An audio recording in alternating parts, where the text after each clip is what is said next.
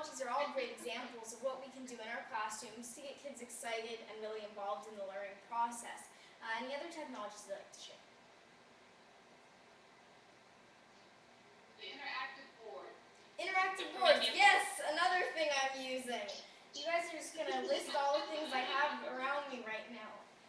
So I'm using an active board right now, and I enjoy using interactive boards because I think that one thing it really gets students involved in the learning process. When a student is able to come up to the board and move things around and really do that, then they're being more of a participant, and they really get to have some more control.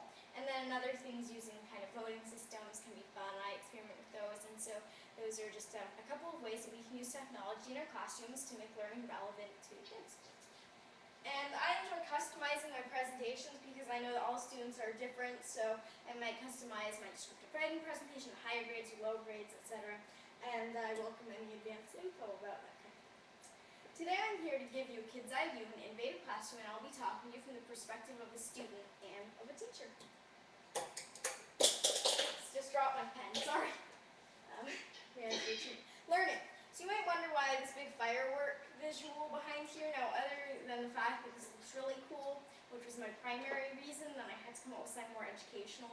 So basically my idea is that learning is kind of like a huge firework. It's exciting, and at the center there might be a kind of central thing that ties everything together, and then it expands in many different pillars in many different ways. So learning is kind of like that. We have different subjects that can be used across the curriculum. So I think that writing, personally for me, is something that's really powerful across the curriculums. And then technology also helps tie different curriculums together. So really, learning is a huge firework in that it's exciting and that it's really important to kids. I think that as a kid, I really enjoy fireworks, so it's enjoyable. And so when we are able to make learning, like a firework, enjoyable and also tied together by a central idea, like in here, then we make it really relevant to the kid. To teach, I first think about what is interesting to me as a learner. So that might be fireworks. What makes learning special for me? Okay, waiting for the slide to load. And so I think that the primary thing is to excite kids using strategies like make-believe, and gross and weird stuff. That's probably one of my favorites. Fun visuals, multimedia, control. So when I talk about things like make-believe, especially with younger students, storytelling can be really powerful. When I'm able to really incorporate their ideas into a story and tell that in real time, it gets them excited and it makes them feel like they're really involved in that process. Gross and weird stuff, some of your students may not admit it, but gross and weird stuff has a really huge potential to get kids interested. Believe me, I know that. So fun visuals is another one. Like here, these are pretty simple. I have some stars that you can pull up, but also more specifically, you might have some really cool pictures of different things you're talking about. Like here's I think that's a guinea pig, 2 goats and a dinosaur eye and a skull. So here are some examples of fun visuals. And then just scatter these throughout your lessons, and it makes it more interesting. And multimedia, videos, sounds are really powerful. So for instance, using GarageBand to create a soundtrack for a lesson might be a really fun idea. Having kids help you do that is another one. Maybe digital storytelling, using multimedia and video, making a big class video about some of your latest projects. Those are just a few ways you can use multimedia. And finally, and probably the most important, is control. And I think that kids, we're kind of disenfranchised in a lot of ways. We can't drive, we can't, let's see, what else do we do? We can't vote, we can't drink. That one's also important, actually, forget that one. But in many ways, we kids don't really have a lot of control. And I think that learning is one of those ways, and one of those areas that we really should have control in, because it's one that will really shape our future. And so when you use something like interactive whiteboards, you have students get involved in making a class video, then that's really giving them control in the learning process. I like being able to use what I learn. I'm personally a practical person, but I think that most kids are going to ask, why am I doing this anyway? And so with that attitude in mind, then you want to come up with some reasons why kids are doing it that will make the learning relevant. Back facts seem more relevant to me when I incorporate them into a creative project. I find it easier to process new information if I'm reading for inspiration or looking for ideas to include in stories, poems, or maybe blog entries. If I have a creative project in mind when I read, I have a greater sense of purpose. Instead of reading something because my teacher told me to read it, I'm looking for information that will be useful for my purposes, details or ideas that I can incorporate into my project. And clear purposes motivate students.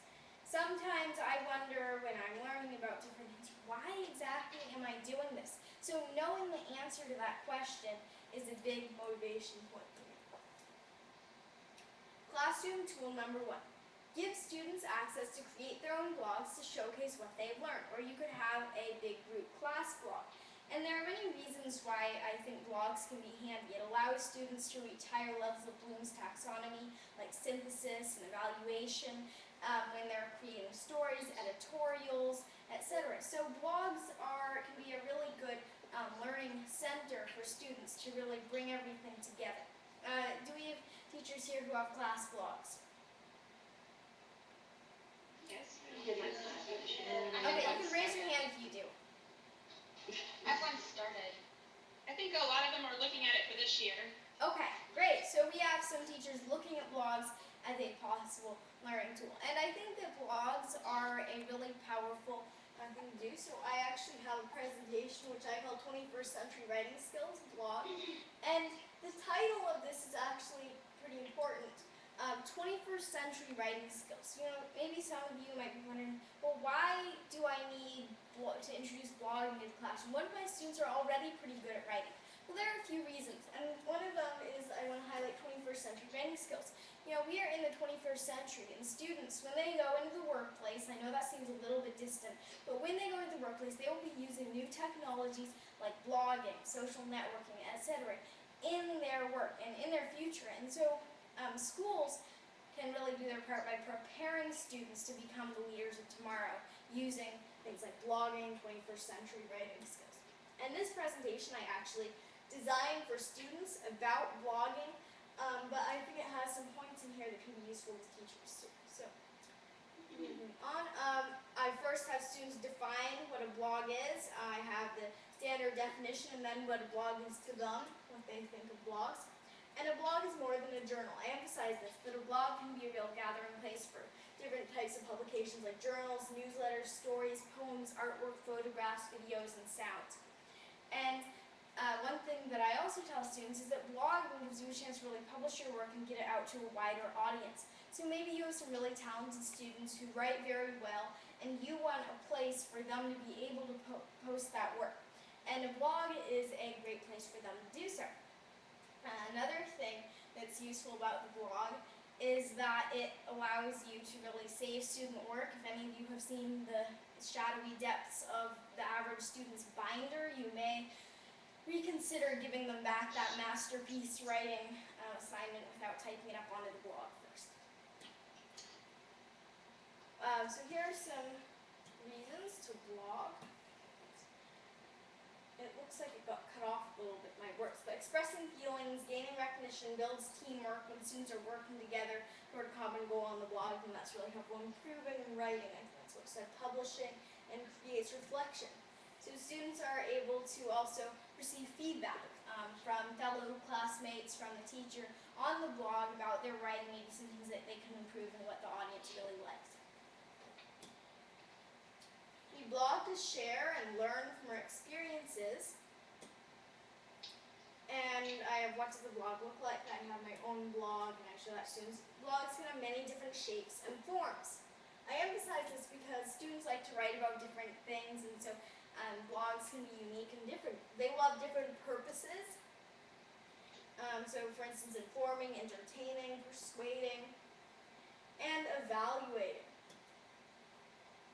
Like life itself, learning is about evaluation. Evaluating ideas, evaluating sources of information, and evaluating your own progress. Blogging lets us evaluate the world around us in a constructive way.